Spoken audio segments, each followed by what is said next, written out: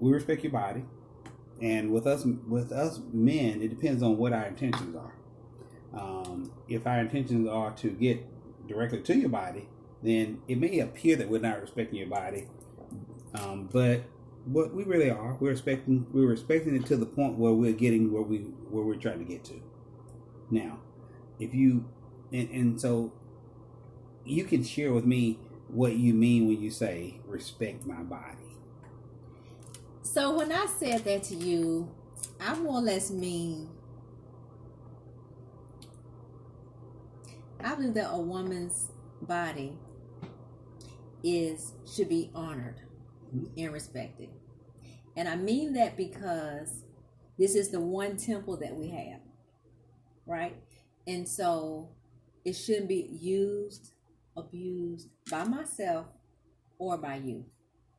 And so that means being gentle, being kind.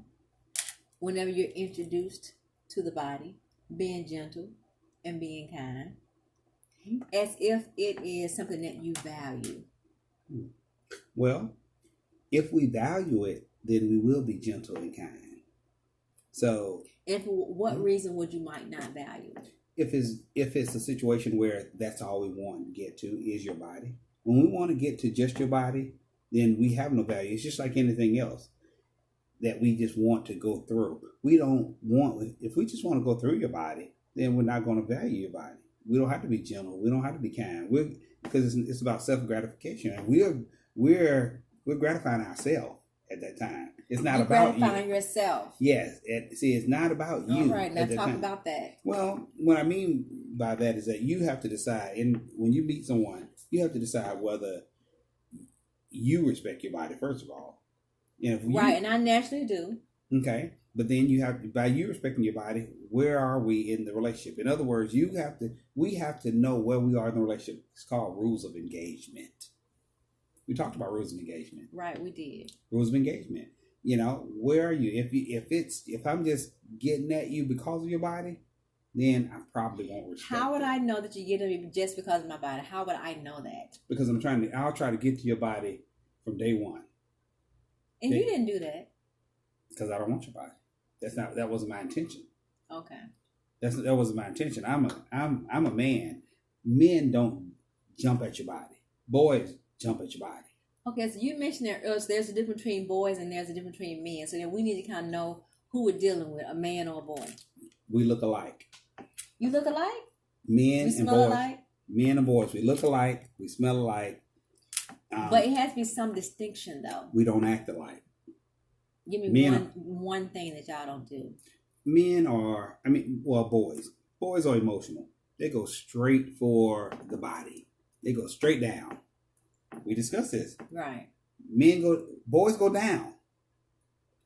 Men, we start up top.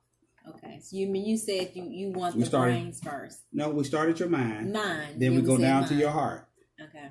It's a lot easier to go down than it is to come up. See, okay. Boys, they're going to go straight down.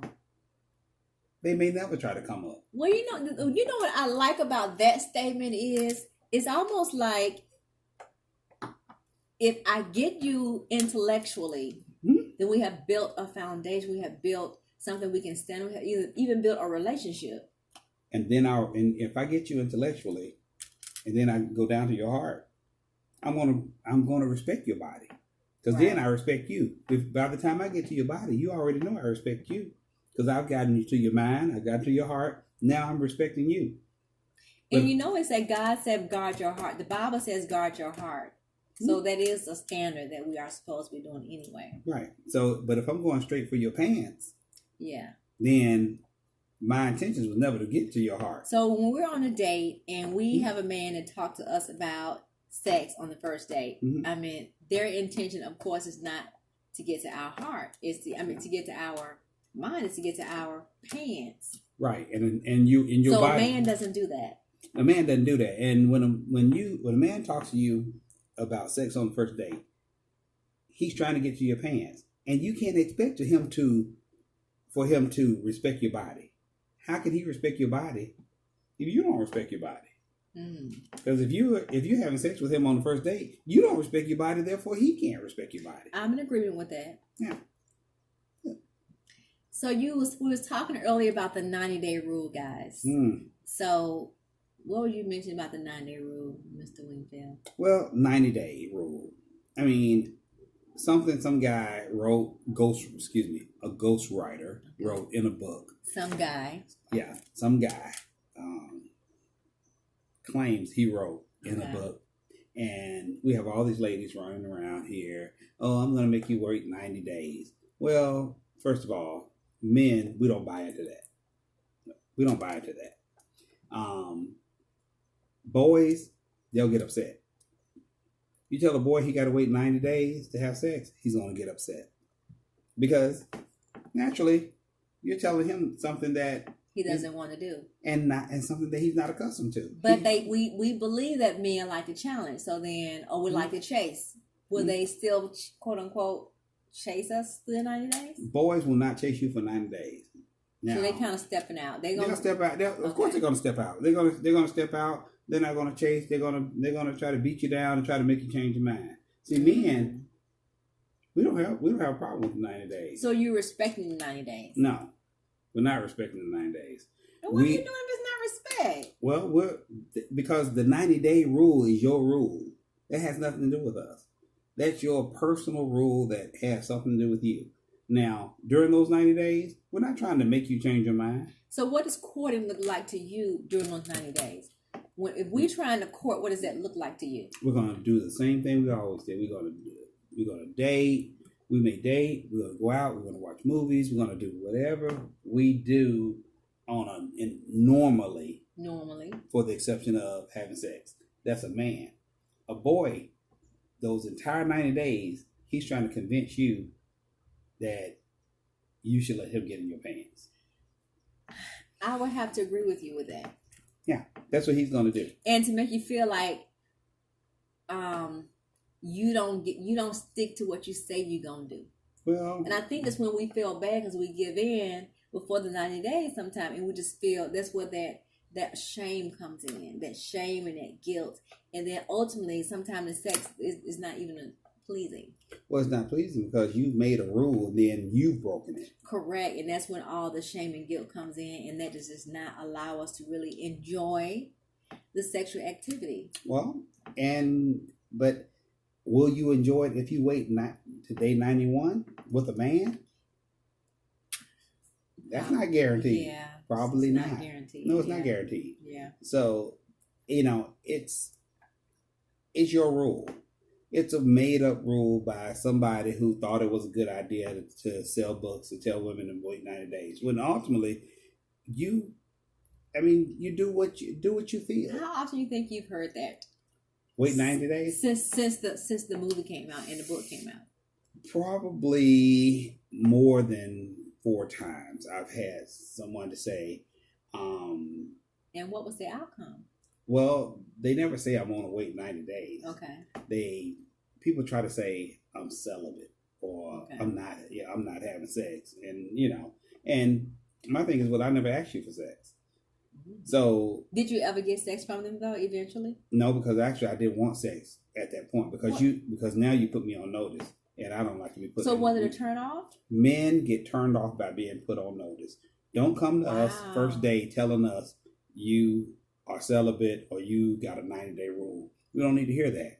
Tell us that in casual conversation during that type of conversation, but don't just lead off with I got a 90-day rule. We don't want to hear that. We talked earlier about it being like a badge of honor. You felt like, why is it a badge of honor? Well, women are walking around like it's a badge. Walking around saying... I kind of feel like I have a badge of honor. When I count the days, it's been like 2 years, so that's 700 days. It's a badge of honor for who? For you. Me. Yeah, and so... I feel like I told you that I feel like you can become a virgin again, and I feel like time allows you to do that. And so that's the emotion I get when I know that I have withstood all this time.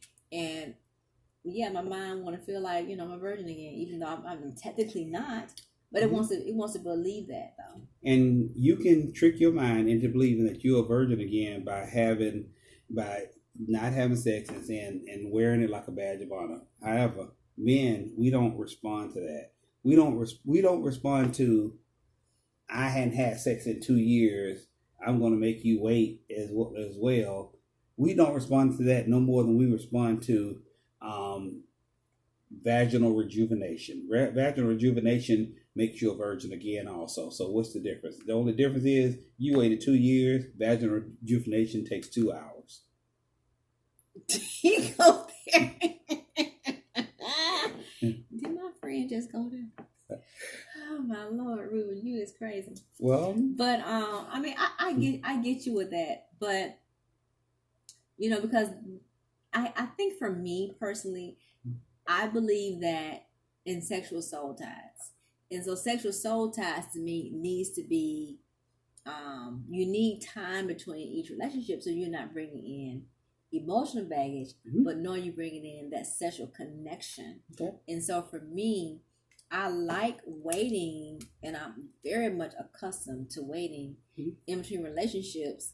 That is normal and common for me. Now, when I enter into a new relationship, does that mean that I'm going to be the one who says I want to wait till marriage? I mean, I might say it, but then I do know that being in a relationship brings on intimacy, which are going to bring on emotional feelings, which are going to bring on the act of sex when the two parties are ready for that level. So I've gone through it. I felt guilty. I felt excited. I've enjoyed it. But it does kind of, affect you emotionally when you feel like, you've done something that you said you did not want to do until.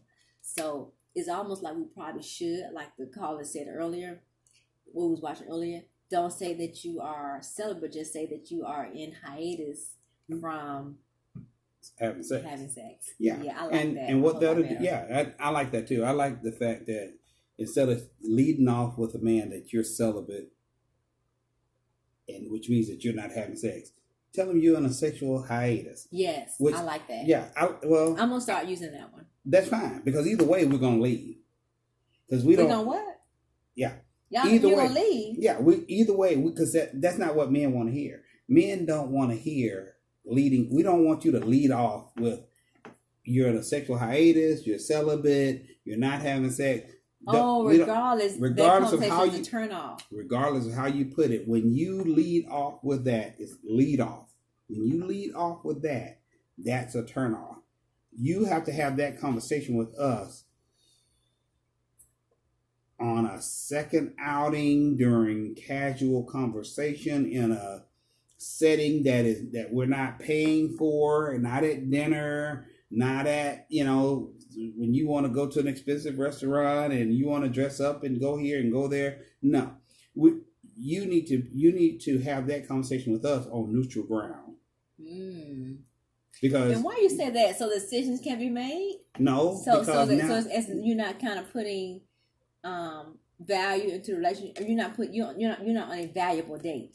Don't allow us to spend money, invest in you, just for you to tell us that you are on a sexual hiatus. Because we may not be on a sexual hiatus. In most cases, men are not on sexual hiatus. We don't go on sexual hiatus. We don't know what a sexual hiatus is. Why you shouldn't go on a sexual hiatus? I believe that it would be good for you as well. And it may very well be. However, men, we do. What was the longest you think you've been between relationships? Well, if you okay with sharing it on the thing. Few months, but here's the deal. You didn't say that. You didn't say that confidently. You you asked the question. You said, what's the difference? I mean, how long has it been between relationships? So I'm saying you try at least do a few months. I don't try to do anything. It happens that way. Men, we don't try to be celibate. We don't try to be on hiatus. We're not into that. Not you find a man, but there are men who kind of do that.